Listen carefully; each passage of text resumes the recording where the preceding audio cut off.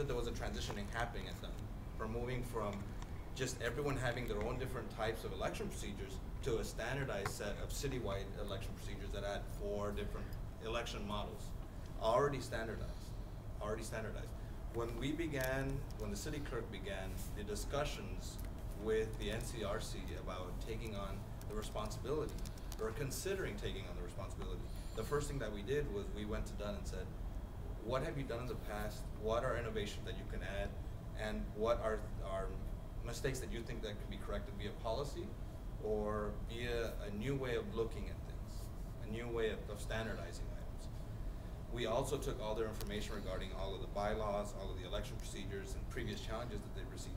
We evaluated all of them and developed pretty much standard norms for how many elections per month, how many polling places, whether vote by mail was used as an option or not, how many, let's say, board members.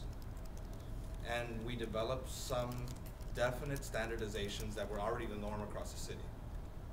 We started with that as an idea in 2008, including using the same citywide election procedures that were developed by Greg and his great work with Frank Martinez as the basis for the 2008 election procedures. Now, we went through the 2008 election process. We come out with having made a couple of improvements on the process, but knowing that there was more to be understood, and that was what brought about a lot of the discussion that we had with the NCs. Not only did we coordinate feedback meetings with all of the NCs that had participated in the 2008 elections, we also coordinated meetings with all the alliances that existed at the time. And at that point, we didn't have the opportunity to come in down to NECA, but had you existed back then, I would have come myself.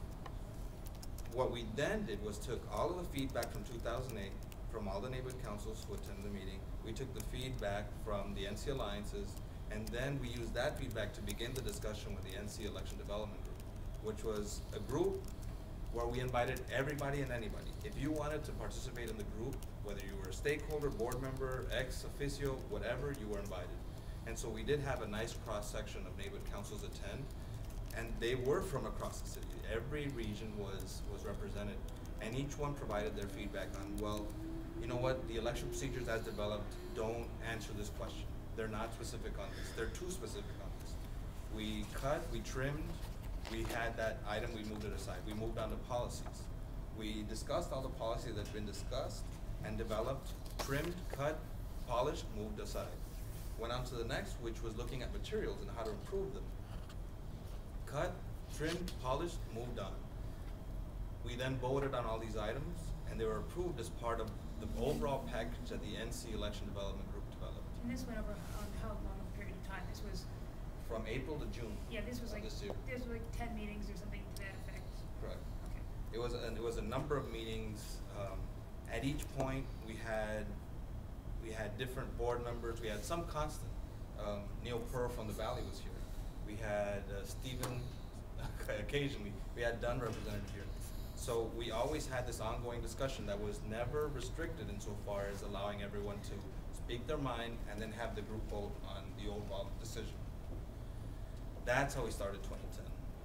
Even so, when we started having our regional information meetings, we always began with the idea of, we're here to get your feedback, because based on what you might call criticisms is what we're building the solutions for the future on.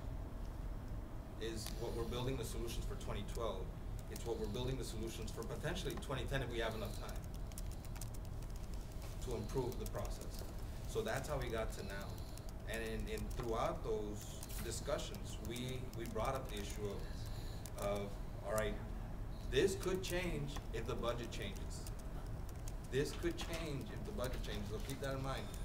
And so before the NCDG ended its process, we had a glimmer that the mailers were out and the vote by mail was on the chopping block, and those were issues that the NCDG did take to heart and knew about.